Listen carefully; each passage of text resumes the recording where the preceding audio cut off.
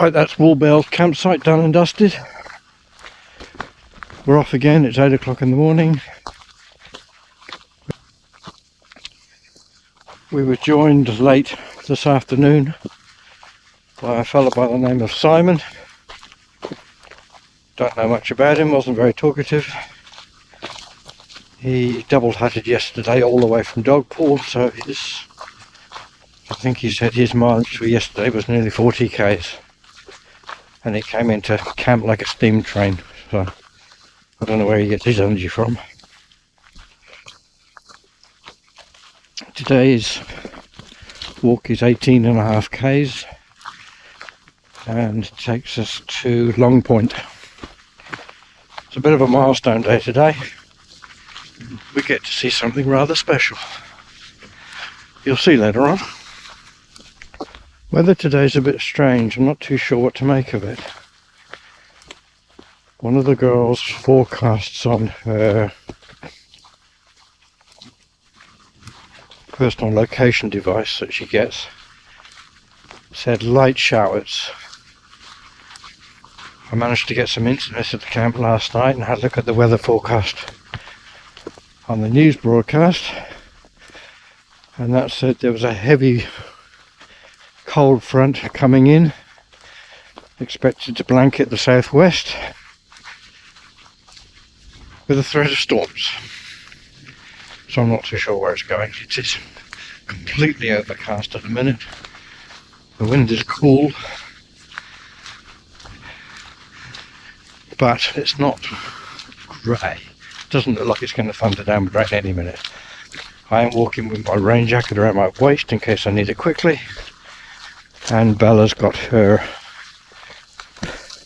rain jacket on as well, just in case it's needed. I'm told there are no wading puddles today. There are little ones like that we can walk around. I successfully dried everything out last night except my boots. So a bit of luck, one more night out in the camps. This one at Long Point. And then tomorrow we should make Walpole and back to a comfy bed and a shower. Looking forward to that.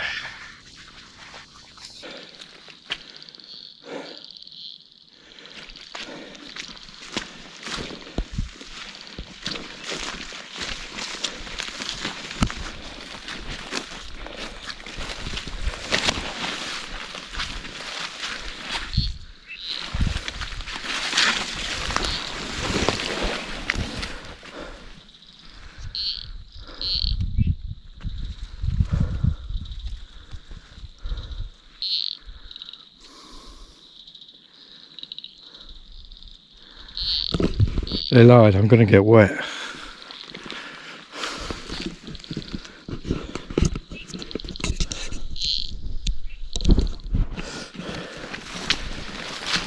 Let's try the other side. I do not want wet feet again today. Not at this early stage. This looks a bit better.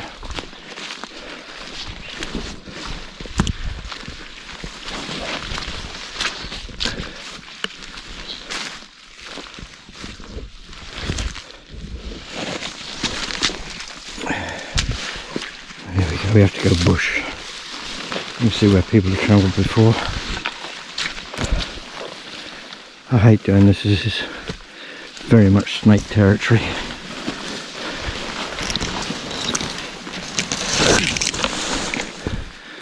But the small risk of a snake outweighs the definite risk of wet feet. Done it. Another one avoided. And here comes the next one.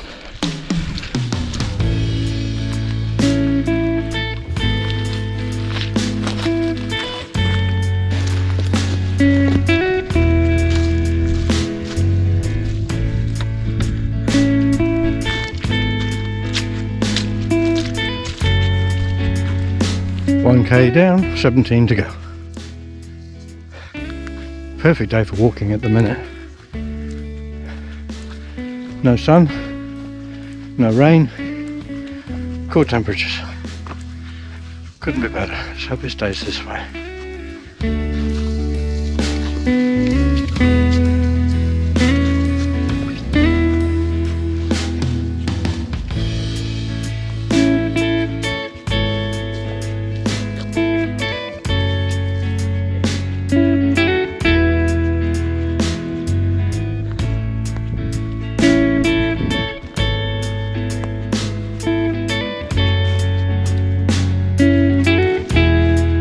Well, this harks back to a long way back on the track. Gone to a large granite slab, rather like the ones we traipsed over, coming down over the hills from Kalamunda. The woggle markers are still here, but they're embedded in the stonework, and even though it's only a very short slab, we've got the traditional cairn halfway up. You got to do it, haven't you? You just got to do it.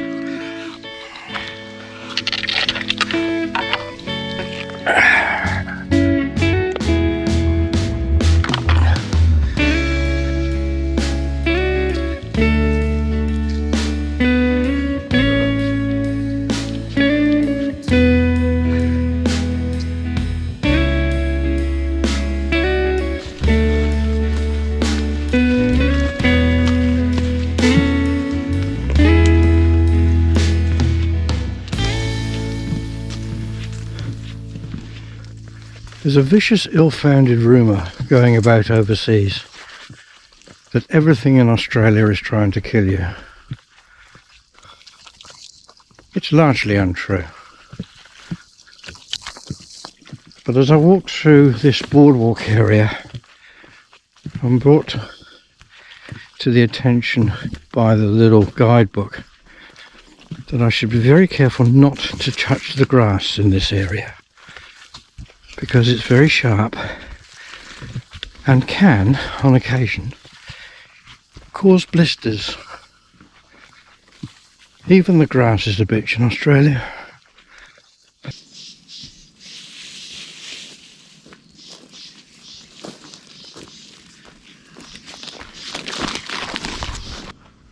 Well, I promised you something special today, and here it is.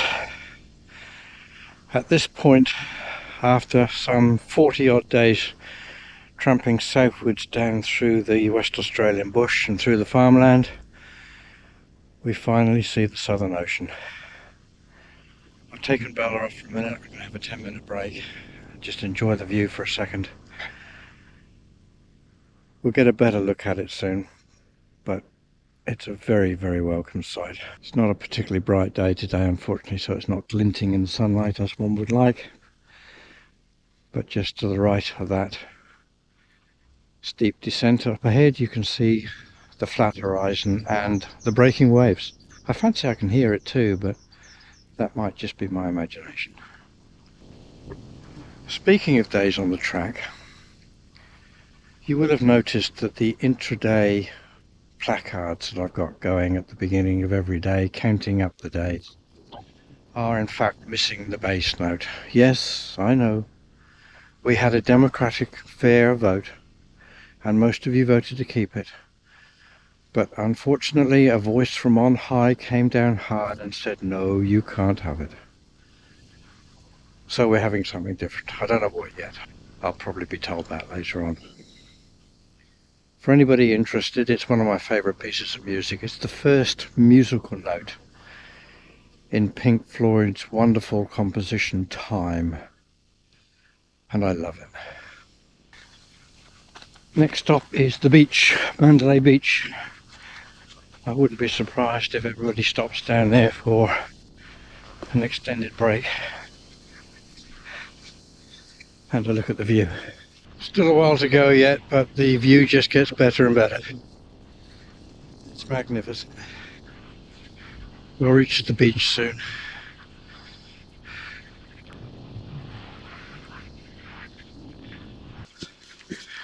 Okay, we're down at sea level now, and Mandalay Beach is just around the corner. It's all very familiar. I've been here several times before, trekking around the southwest in the car. this is the first time I've ever arrived here on foot. The beach is named for the three-masted Norwegian bark Mandalay, which, with a crew of 13 aboard, was caught in a storm on the 15th of May 1911. The captain, Emil Tonneson, managed to beach the vessel and all aboard were saved.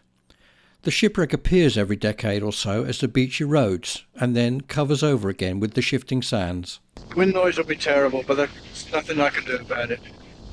This is it, Mandalay Beach. After 800 odd kilometres walking south, I now have to turn left and start walking east.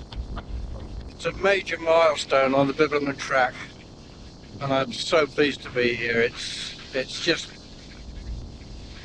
beautiful.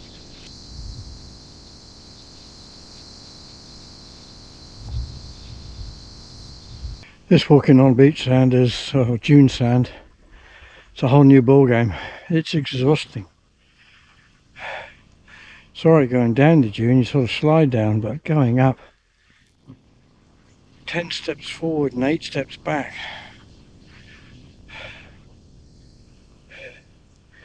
Long Point campsite, I think, is just over the next dune. Possibly a last hiker didn't bring enough water. What do you reckon? These are pretty neat. I said a couple of 100 miles back that it would be nice to have a bench seat now and again. Well, down here they've got them. Not only that, they've got designed so you can sit on them, and the back part takes the weight of your pack, and you can sit here and just take in the view. Oh, it's just gone 1 and I've been going for 5 hours. This sand is absolutely, utterly exhausting.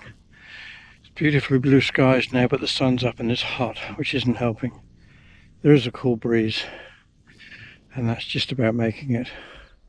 Okay, way off in the distance there, you might just be able to see in a dip in the hills, a little bit of sea. That's the Nornalup inlet. That's where Walpole is. That's where we head tomorrow.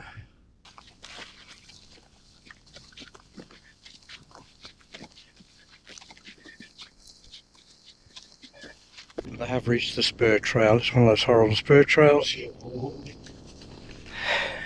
Bibbulmun track goes on down that way. Campsite's down that way. 500 metres.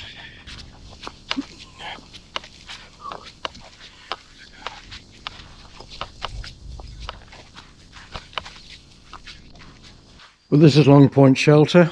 The girls were here when I arrived.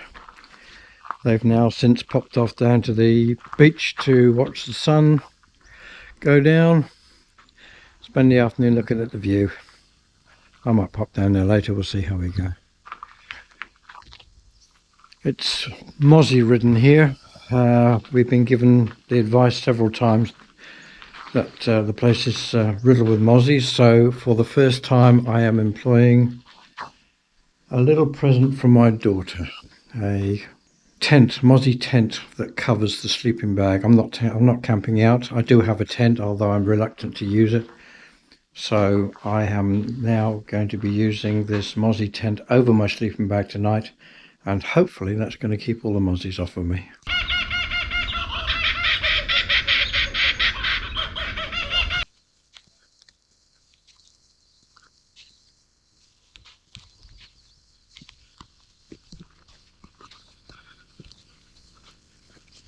Well, that's it. That's Long Point done.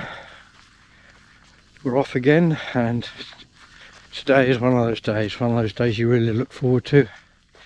It's a town day. It's a pre-planned double hut day because the next hut is at Mount Clare. That's only about, I think it's about 9 k's away. It's ridiculously small. That might be wrong. Where I'll take a break, sign the book, and then carry on from there straight into the town of Walpole, which is a further 13 k's.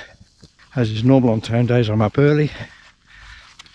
It's 7:15, so an early start, because I can't wait to get into town for the traditional hot meal, cold drink and a shower.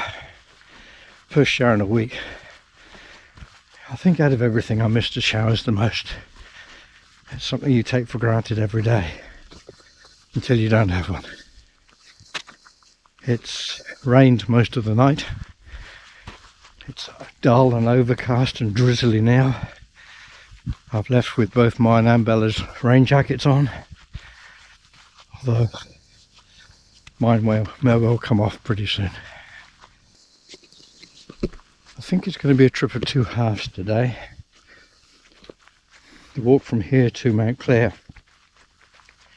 is going to be this horrible sandy stuff, and then after Mount Clare we go back into the forest, and I know for a fact that from Mount Clare to Walpole it's mostly forest, because I've done it a couple of times before. Hopefully get to Walpole around about lunchtime for lunch, and then a 2 o'clock check-in at the hotel.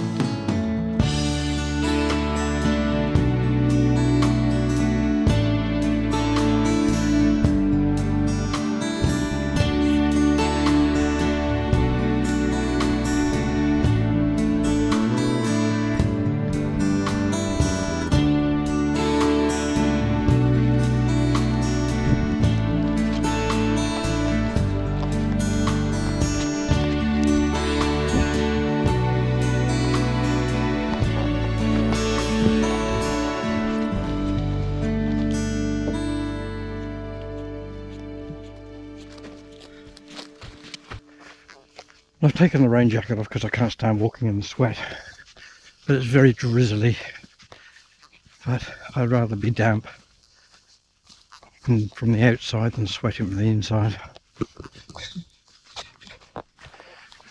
Path continues on over there. You might just be able to see the top of the hill there.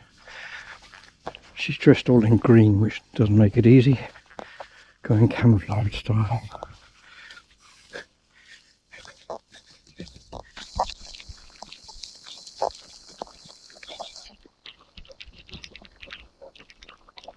It's raining. It stopped drizzling and now it's raining. I don't actually mind that much. And quite frankly, it's a lot better than the alternative of bright sunshine. That would be unbearable. We're exposed here. Bright sunshine would make walking very, very hot and very exposed. Not only that, but brings the snakes out. This area is famous for snakes on the path, and I haven't seen one, although I saw 5 yesterday. Not only that, but the rain is making the sand stick together, so it's not like walking on a soft sandy beach. It's a lot easier raining. So as far as I'm concerned, it's pretty good. The only trouble is, whenever I stop for any reason, I get cold very, very quickly. So I've really got to keep moving as much as I can.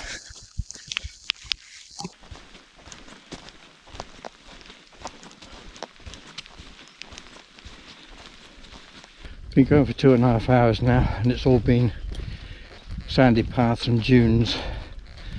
But at long last I've started to climb up to Mount Clare, and we're back amongst, well, it's not a forest, but it's certainly not sand dunes. Ground's firmer and walking's a lot easier.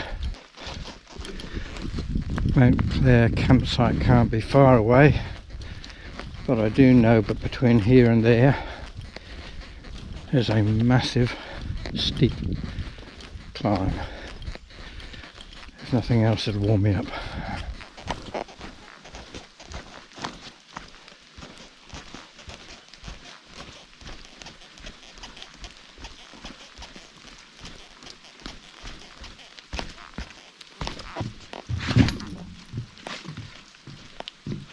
Oh, we got another one of those fancy suspension bridges. I know how bouncy this one is.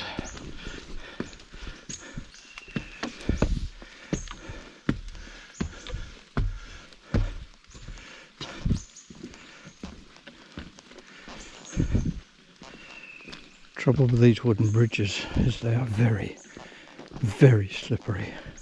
Ooh. Jesus, that's wobbly.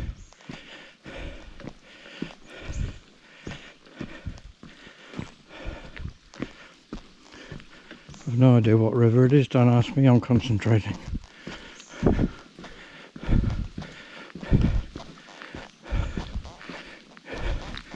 Boing, boing, boing. Jesus. Bella's trampoline's less bouncy than that.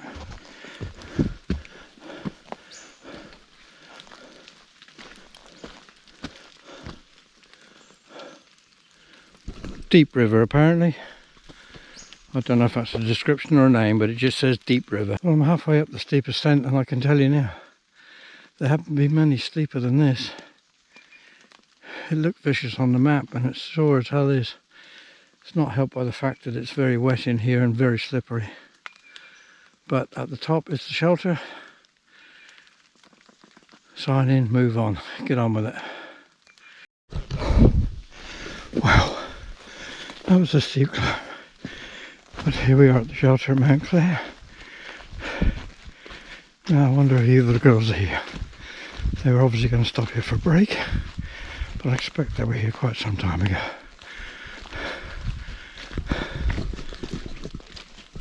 No, voices, I can hear voices. Someone's in here.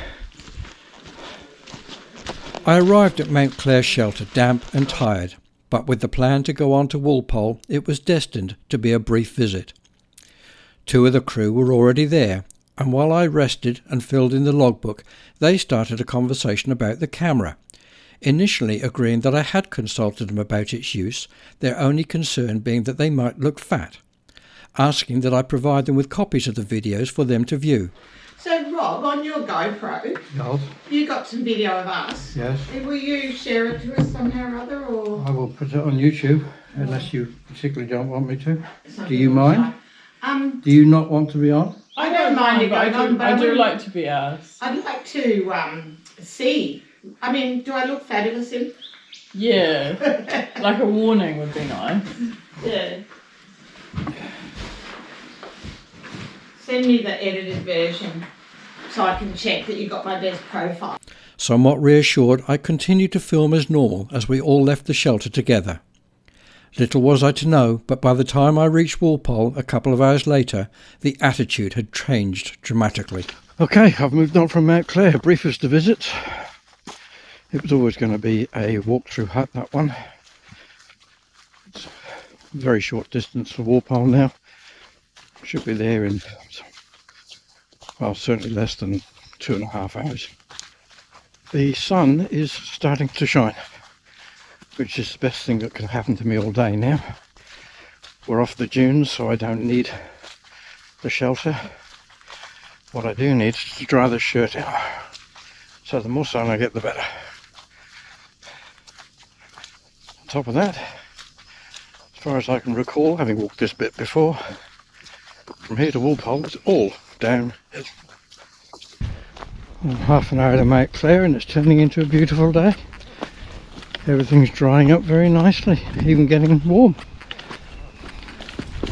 I'm approaching the John Raitt Lookout. It's a rather nice picturesque little platform on the top of a hill that overlooks the Walpole Inlet in the estuary. Might stop there for a couple of minutes just for a quick break, admire the scenery for a minute before we descend into Walpole.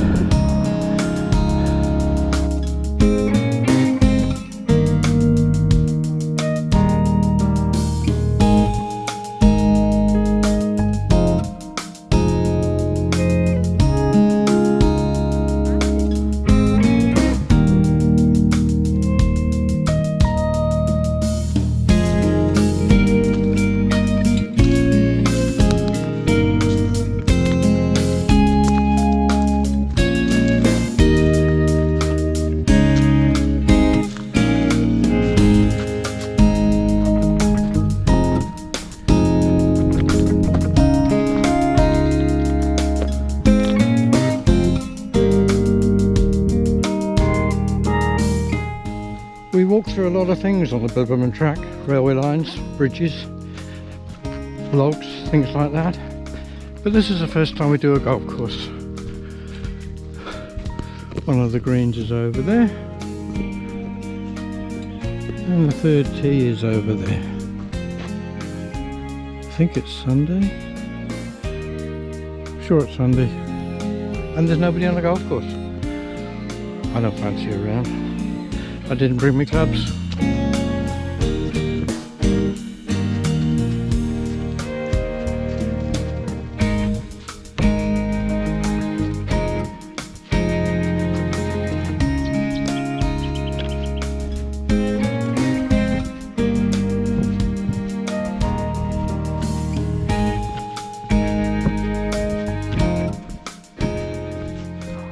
Oh, I'm here, Walpole.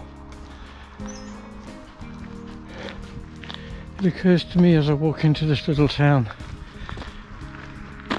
that it's almost exactly 7 days, almost to the hour, that I last saw any sort of civilization. As in Pemberton, of course, my shelter for the night. The hotel is at the far end of town, which is fine. I've walked this far, I can walk the main street. Traditionally, reaching a track town is cause for celebration. Trackmates congratulate one another on the completed section and wish each other well on the next. Unfortunately, at Walpole, I received none of these courtesies, being met by the 2 crew members I had talked with just a couple of hours earlier and told not to include them in any of my Bibbulmun story, and that I was considered somewhat rude for assuming that I could. So be it. But Walpole hadn't finished with me yet. That evening, reading quietly in my hotel room, I had a loud knock on the door. Opening it, I was once again told off, this time by the occupant of the room next door, saying that I was to keep the noise down. Showing her that I was in fact alone, sent her away, apologising, but I must admit to feeling a little unwanted. Join me again next time as I change my plans and head off early in an attempt to change my luck.